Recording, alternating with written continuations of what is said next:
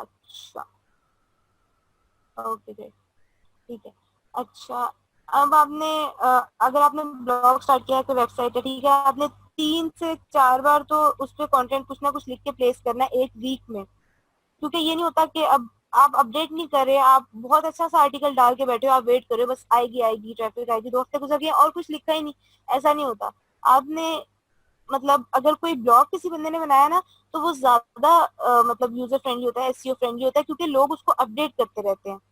आपने देखा होगा कि एक बंदा सिर्फ अपनी कहानियां रोज लिख के डाल रहा है या अपनी डायरी लिख रहा है, तो वो उस रैंक हुआ हुआ है, लोग उसे पढ़ रहे हैं, बहुत ट्रैफिक है उसके पास, बहुत लोग जा रहे हैं। तो क्यों जा रहे हैं? क्योंकि वो रोज लिख रहा है, एक वो डेली बेसिस पे लिख रहा है, तो उसका कंटेंट फ्रेश आ रहा है, उसका जो ब्लॉग है वो अपडेट होता रह रहा है, जो रोज अपडेट हो रहा है, ठीक है। तो इसलिए उसकी जो साइट है वो रैंक कर रही है। अब आपने पहले से प्लान कर लेना है, देन उसके बाद आर्टिकल को ऑब्वियसली इंटरेस्टिंग बनाना है, और उसके बाद हेडर्स और सब हेडर्स यूज करने हैं, मतलब टैग्स होते हैं एचटीएमएल में, H1 H2 H3 and so on. HTML के टैग्स होते हैं, जिसको एचटीएमएल पता है उनको पता होगा। और हेडर सब हेडर्स आपने यूज करने हैं, बुलेट पॉइंट्स यूज करने, तो ये सारा मैं बता चुकी हूँ कैसे आपने करना होता है। और एंकर टेक्स्ट का भी बता चुकी हूँ। एंकर टेक्स्ट जो है वो आपने वहाँ पे किसी भी पेज को के लिए जाने के लिए आपने वो यूज करना है। And then it's same. अच्छा, हाई रैंक साइट पे आपने जाके लिंक करना है। लाइक अगर आप किसी भी साइट पे गेस्ट पोस्टिंग कर रहे हो, तो आप वहां जाके अपने साइट का आपने एक एंकर टेक्स्ट डाला हुआ है, और लोग जाहिर सी बात है उस पर तो ऑलरेडी बहुत ट्रैफिक आ रही है, वो आपका आर्टिकल पढ़ेंगे, उनको पसंद आएगा, वो उस लिंक पे क्लिक करेंगे जो आपने एंकर टेक्स्ट डाला होगा, फिर वो साइट आपकी जो भी ब्लॉग है, वेबसाइट है, उस पे उसकी तरफ कन्वर्ट हो जाएगी, ठीक है। और फोटोज यूज करने, इमेजेस वगैरह, उस पर ऑल टैग्स यूज करते हैं, तो फोटोज इमेजेस भी यूज करना मतलब बहुत जरूरी होता है, लाइक मैटर करता है। अच्छा, ये सिंपल है कि अगर आपको मतलब बाकी बहुत टेक्निकल चीजें नहीं समझ आ रही, मतलब अच्छा लिखें, इंसानों की तरह लिखें, इंटरेस्टिंग लिखें, मतलब इंसानों की तरह लिखें और इंसानों के लिए लिखें, खैर। अच्छा, और टाइटल आपके बहुत अच्छा होना चाहिए, और उसके बाद आप दूसरों को लिंक करेंगे, देन दूसरे आपको लिंक करेंगे, मतलब आपको उनकी ट्रैफिक जाएगी, उनको आपकी ट्रैफिक जाएगी, और फिर हेडलाइंस, और फिर मेटा डिस्क्रिप्शन एंड अब लिंक्स आपने डाले हुए हैं, और भी वैल्यूएबल आर्टिकल्स हैं उन वेब वेब पेजेस डाले हुए हैं, उनके लिंक्स डाले हुए हैं। और अच्छा, एक चीज होती है कि छोटी छोटी लाइनें और छोटे छोटे पैराग्राफ, ये चीज लोग बहुत प्रेफर करते हैं, सर्च इंजन भी प्रेफर करते हैं। लोगों के लिए इजी होता है रीड करने को, और सर्च इंजन के लिए भी अच्छा होता है, ठीक है। ये अगर आप लोग करेंगे, ये सारी चीजें भी आप लोग कर रहे हैं, तो ये आपका 90% ऑफ एसईओ हो जाता है। इमेजेस डालना बहुत जरूरी होता है, अगर आप मतलब इमेजेस डाल रहे हो, और 1 सेकेंड,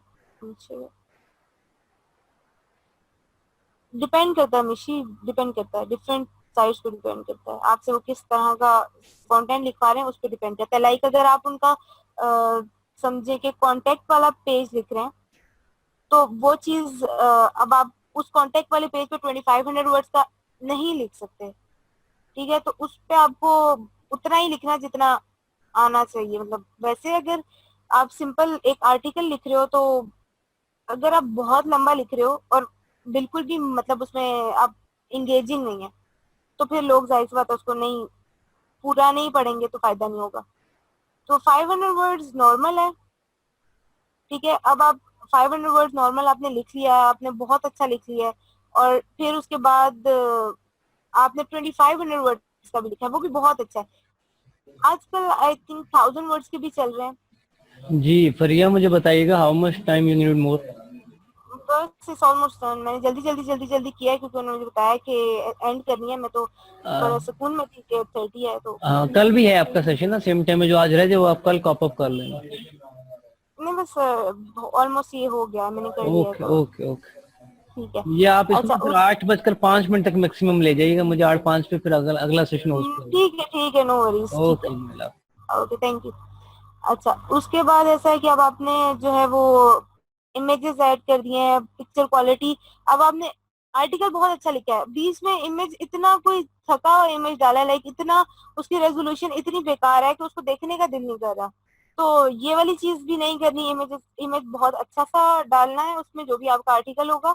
और फाइल साइज जैसा आप मतलब जितना कम रखें उतना अच्छा होता है, लेकिन ये है कि आपने उस इमेज को अच्छी मतलब अच्छी क्वालिटी होनी चाहिए उसकी, ठीक है। और ऑल टेक्स्ट आते हैं हम इमेजेस में। देन कीवर्ड स्टफिंग बिल्कुल भी ओके नहीं होती। और अगर आपको कोई चीज नहीं श्योर, उसको आप ढूंढ लें, वो बहुत बेटर होता है। जैसे अगर आपने एक रिसर्च अबाउट ग्रेट सबा, तो बड़ी मजे की बात होगी। वैसे आपकी मुझे मतलब राइटिंग पे बहुत फख्र महसूस हुआ था टाइम जब आपने वो क्रिएटिव वाला काम करके दिया था। अच्छा, और ऐसा है कि अगर आपने सिंपल एक लाइन लिख रही है, उसको आप बहुत छोटा सा लिख सकते हो, लेकिन आप उसको इतना मतलब खींच के ले जाओगे, उसको एक लंबी लाइन बना दोगे, ये चीज नहीं करनी। जैसे आप एप्पल को कहो कि एक राउंड रेड और ग्रीन फ्रूट है, आप उसको एप्पल भी तो कह सकते हो ना, उसको इतना मतलब खींचना क्योंकि राउंड रेड या ग्रीन फ्रूट है वो, क्यों नहीं? ऐसा नहीं करना। जिस वर्ड, जो एक वर्ड एक पूरे सेंटेंस को डिफाइन कर रहा है, उसकी जगह वो वर्ड ही यूज करें, वो पूरा सेंटेंस मत लिखें। तो बिल्कुल भी लोगों को ये बात पसंद नहीं आती। Okay, that's it.